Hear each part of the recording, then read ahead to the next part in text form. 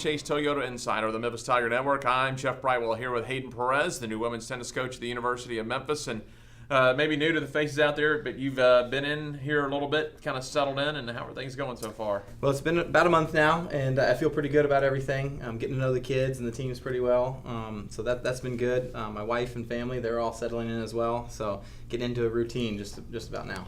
We talk to new coaches when they come in all the time, and that first month, I guess, is kind of a whirlwind because you want to get in there and get your hands on with the team, but there's so many other things that go around being a head coach. Agreed. I couldn't really figure out at first what to do first. Work on the schedule, work on the kids' class schedules, or organize practice, the travel, those kind of things. So definitely a lot to work on. But like I said, I'm getting into a schedule and a routine now. So. And you don't have long since the time you got here till you start playing matches. You'll be playing this weekend. We'll talk about that in just a second. Sure. But let's get to know Hayden Perez a little bit. An impressive resume as you came to Memphis. We're at Texas Tech a year ago as associate head coach in NCAA. Most recently, prior to that, you spent several years at Nebraska where you were three-time ITA associate or assistant coach of the year. Sure. So pretty impressive. Yeah, thank you very much. It's been a great run. I've enjoyed college coaching, and at Nebraska, it was something where my boss and I just forged a great culture there with Nebraska, and a lot of credit to him. We were a good team, and he was able to, I guess my skill set kind of shined there, and I was recognized by my peers with those rewards. But I guess what I'm most proud of is just all the NCAA tournament appearances. I think before arriving at Nebraska, they had made the tournament one time, and in my 8 years there, we ended up making it 5 times, which was just a big accomplishment and something we take a lot of pride in. And then also at Texas Tech, Todd Petty, my boss there, had already I think established a very winning tradition and winning some Big 12 titles. And I only helped with that in the last year, and we did our best there. Talk a little bit about your time with the Nebraska and Texas Tech being in the Big 12. And of course, Nebraska is now in the Big 10. But winning an ITA Coach of the Year, Assistant Coach of the Year 3 years in a row, obviously didn't make the jump at that point.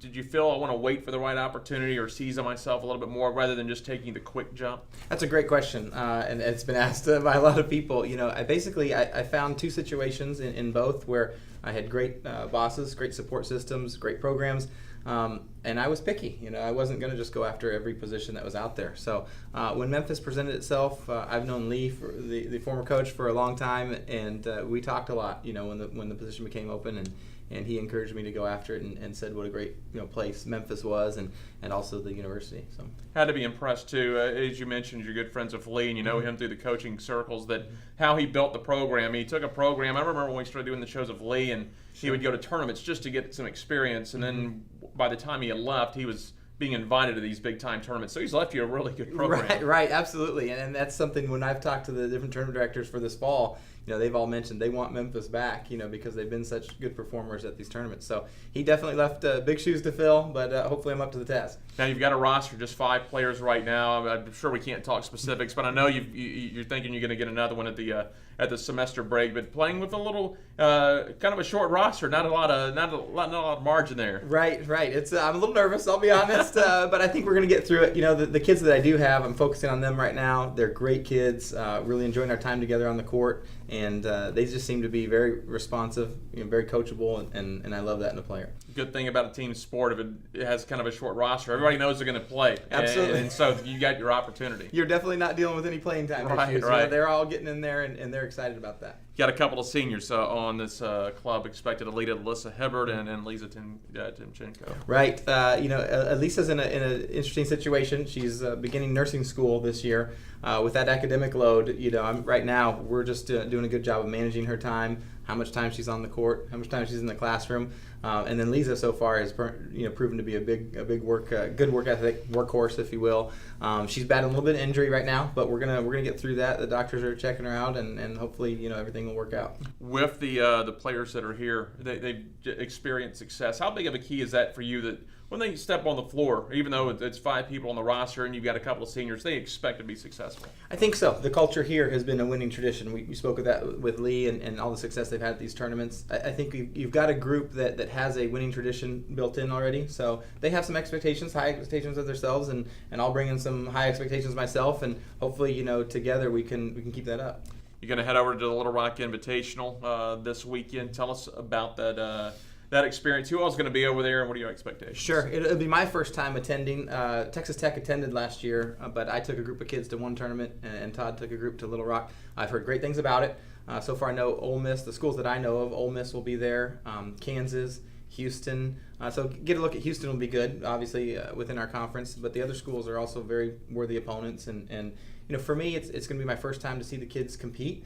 And I'm just looking forward to kind of seeing, and measuring a little bit and evaluating. Give us your thoughts, just on general expectations this season, the schedule you have coming up, and maybe your thoughts on the conference. Sure. Well, light fall. We only have 4 events, Right. But I expect the kids, they're going to compete hard, obviously. We've talked about just the 3 cornerstones that we have for the program, and if they focus on those 3 things, then we'll be fine. In terms of the spring, that's another thing. Lee left a pretty tough schedule. Yeah. It might be one of the toughest that Memphis has ever had. But we're looking forward to the challenge. In order to be the best, you have to beat the best. And right now we have, I believe, 12 to 14 ranked programs, nationally ranked programs on our schedule.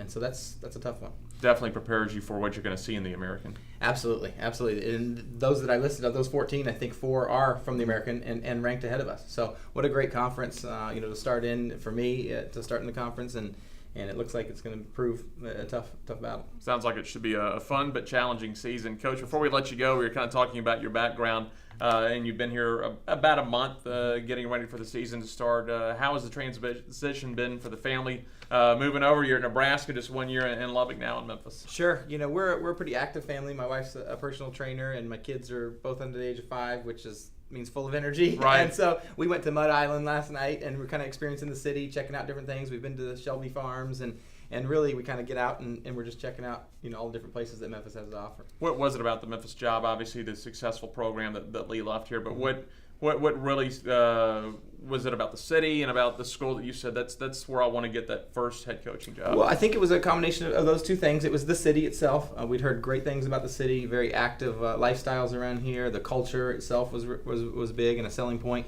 And then the program, where it's come. Like you said, Lee had developed a program and continuously gotten it to a certain point. It still offers, there's still some opportunities and some firsts that Memphis can accomplish out there. And so I wanted to be the guy to come in and hopefully accomplish that. Coach, thanks. Welcome to Memphis. You bet. Thanks. That is Hayden Perez. I'm Jeff Brightwell. This is the Wolfchase Toyota Insider on the Memphis Tiger Network.